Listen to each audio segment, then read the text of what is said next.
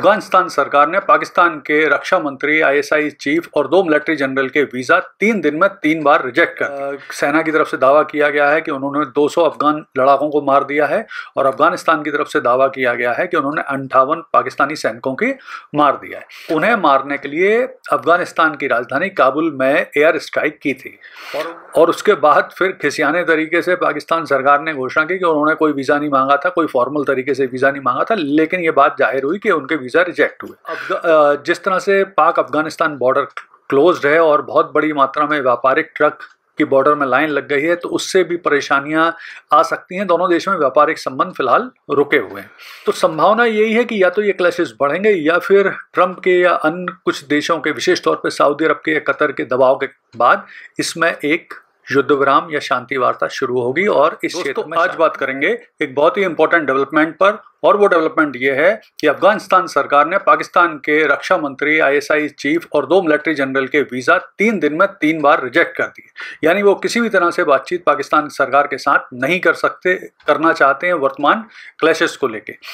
तो आइए पूरे घटनाक्रम का विश्लेषण करते हैं और समझने की कोशिश करते हैं कि आखिर ये क्लैशेस कहाँ पहुँचेंगे, अब इसका क्या परिणाम होगा, और जिस तरह से अफगानिस्तान ने पाकिस्तान के सामने अपना विरोध दर्ज किया है, वो आखिर उसका क्या आशय है या मतलब है। तो देखिए, जैसा कि आपको पता है कि पिछले 9 अक्टूबर से निरंतर पाकिस्तान और अफगानिस्तान के बीच में बॉर्डर के क्लैशेस जारी हैं, उनके बीच में लड़ाई चल रही है। और इस लड़ाई में फिलहाल पाकिस्तान सेना की तरफ से दावा किया गया है कि उन्होंने 200 अफगान लड़ाकों को मार दिया है और अफगानिस्तान की तरफ से दावा किया गया है कि उन्होंने 58 पाकिस्तानी सैनिकों की मार दिया है।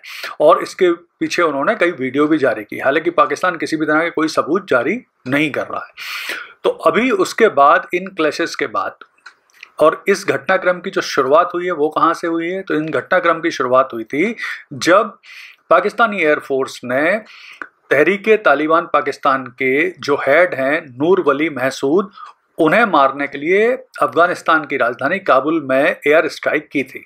और उन्होंने दावा किया था कि उन्होंने नूर वली महसूद को मार दिया है। हालांकि बाद में वो जिंदा पाए गए और उनका दावा गलत साबित हुआ। लेकिन वहाँ से फिर अफगानिस्तान आर्मी ने पाकिस्तान की जो डुरन लाइन पे स्थित बॉर्डर हैं, विशेष तौर पे तोरखम बॉर्डर है, उस पर भीषण अटैक किए और ये लड़ाई जारी है रुक रुक कर। तो अब इस लड़ाई में पाकिस्तान की ओर से शांति बातचीत के लिए और अन्य मसलों पर बातचीत करने के लिए जो पाक के रक्षा मंत्री हैं ख्वाजा आसिफ और उनके जो आईएसआई चीफ हैं आसिम मलिक, वो और 2 आर्मी जनरल अफगानिस्तान बातचीत के लिए जाना चाहते थे। लेकिन ऐसा कहा जा रहा है कि 3 दिन में 3 बार अफगान सरकार ने उनके वीज़ा रिजेक्ट कर दिए। और उसके बाद फिर खिसियाने तरीके से पाकिस्तान सरकार ने घोषणा की कि उन्होंने कोई वीज़ा नहीं मांगा था, कोई फॉर्मल तरीके से वीज़ा नहीं मांगा था, लेकिन ये बात जाहिर हुई कि उनके वीज़ा रिजेक्ट हुए। तो अब ऐसा क्यों अफगान सरकार कर रही है, उसे भी समझते हैं। देखिए, अफगानिस्तान सरकार ने पाकिस्तान के ये वीज़ा रिजेक्ट इसलिए किए क्योंकि वो ये दिखाना चाहते हैं कि वो ना तो वो एक इंडिपेंडेंट सरकार है, यानी तालिबान सरकार अफगानिस्तान में एक इंडिपेंडेंट सरकार है, वो किसी भी तरह से पाकिस्तान के किसी भी इन्फ्लुएंस में नहीं है, ना उनकी बात वो सुनना चाहते हैं। इसके अलावा जो एयरफोर्स का अटैक हुआ था काबुल में, उसका जवाब देकर वो पाकिस्तान को भी और अपनी जनता को भी अपनी आर्मी क्षमताएं, अपने बदला लेने को दिखाना चाहते हैं, जिससे अफगान जनता भी संतुष्ट हो और पाक सरकार को भी ये समझ में आए कि किसी भी तरह के ऐसे अटैक का जवाब अफगान सरकार देने में सक्षम है। इसके अलावा पाकिस्तान सरकार जो चाहेगी वो अफगानिस्तान करेगा, इस सोच से भी वो बाहर निकलना संदेश देना चाहते हैं पाक सरकार को कि वो बाहर निकले। और इसके बाद इम्पॉर्टेंट चीज़ है कि इन दिनों, जैसा कि आपको पता है, अफगान विदेश मंत्री अमीर खान मुत्तकी की भारत यात्रा चल रही है। भारत में उनका काफ़ी स्वागत हुआ है। भारत ने भी अपनी एम्बेसी काबुल में खोलने, वापस स्टार्ट करने की बात कही है। कुछ समझौते भी होने की संभावना बन रही।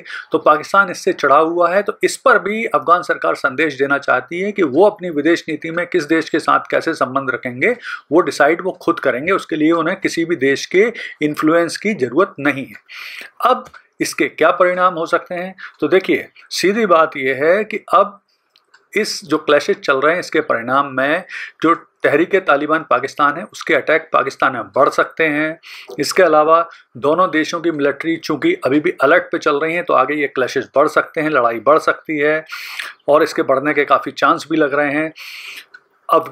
जिस तरह से पाक अफगानिस्तान बॉर्डर क्लोज्ड है और बहुत बड़ी मात्रा में व्यापारिक ट्रक की बॉर्डर में लाइन लग गई है तो उससे भी परेशानियां आ सकती हैं। दोनों देशों में व्यापारिक संबंध फिलहाल रुके हुए हैं।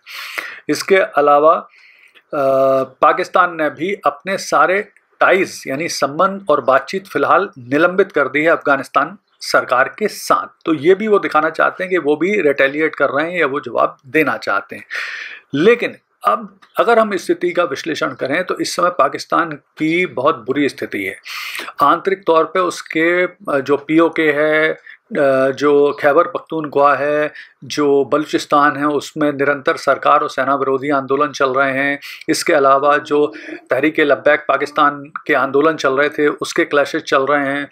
इसके अलावा उनके जो भारत के साथ डिस्प्यूट हैं, ईरान के साथ डिस्प्यूट हैं, यानी कुल मिलाकर पाकिस्तान आंतरिक और बाह्य तौर पर इस समय बहुत घिरा हुआ है। तो संभावना यही है कि या तो ये क्लैशेस बढ़ेंगे या फिर ट्रंप के या अन्य कुछ देशों के, विशेष तौर पे सऊदी अरब के या कतर के दबाव के बाद इसमें एक युद्ध विराम या शांति वार्ता शुरू होगी और इस क्षेत्र में शांति आएगी। धन्यवाद।